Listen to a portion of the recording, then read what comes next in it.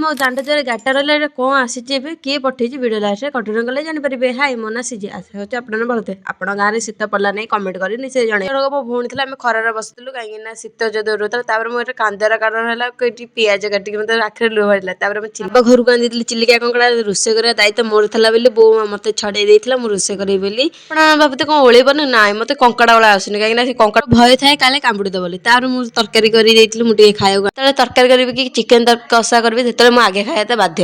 ତାପରେ କାମ ଲାଗିଥିଲା କାହିଁକିନା ଆମେ ଗୋଡ଼ି ମାଟି ଥିଲା ବୋଲି ପାଲିସ୍ କରିକି ଟିକେ ପ୍ଲେନ୍ କରିବାକୁ ଦେଇଥିଲି ସେଇ କାମକୁ ମାଣବସ ଜୁଲିରେ ସେଦିନ ଚିତା ଦେଲା। ତାପରେ ହଠାତ୍ ବାହାରିଗଲା କଙ୍କଡ଼ା ବିଛାକୁ ଦେଖି ଆମେ ସମସ୍ତେ ଡରିଗଲେ ସମସ୍ତେ ବାଡ଼ାବାଡ଼ି କରିକି ତାକୁ ମାରିଦେଲୁ। ଏବେ ତାପରେ ମୋ ଝିଅର ଗାଡ଼ିଟା ହେଇଥିଲା ତାକୁ ମୋ ଭାଇ ଅର୍ଡ଼ର କରିଦେଇଥିଲା। ଗାଡ଼ି କ୍ୱାଲିଟି ଅନୁସାରେ ତାର ଠିକ୍ ହେଇଛି। 2500 ଟଙ୍କା ଦେଇକି କିଣିଥିଲି ଏଇ ଗାଡ଼ିଟା କେମିତି ଲାଗୁଛି କମେଣ୍ଟ କରି ନିଶ୍ଚୟ ଜଣେଇବେ। ମୁଁ ନେକ୍ସଟ ବ୍ଲଗରେ ଦେଖେଇବି ଗାଡ଼ିଟା କେମିତି। କେତେ ଟାଇମ୍ ହେଲାଣି ମୁଁ ଖାଇନଥିଲି ତାପରେ ମୁଁ ଭାତ ଖାଇଦେଲି ତାପରେ ଦେଖୁନାହାନ୍ତି ପାଲିସ୍ କରିଲା କି ସୁନ୍ଦର ଦେଖାଯାଉଛି। ଭିଡ଼ିଓ ଲାଇକ୍ ସବସ୍କ୍ରାଇବ କରିଦେଲି ରହିଲି ନମସ୍କାର ଟାଟା।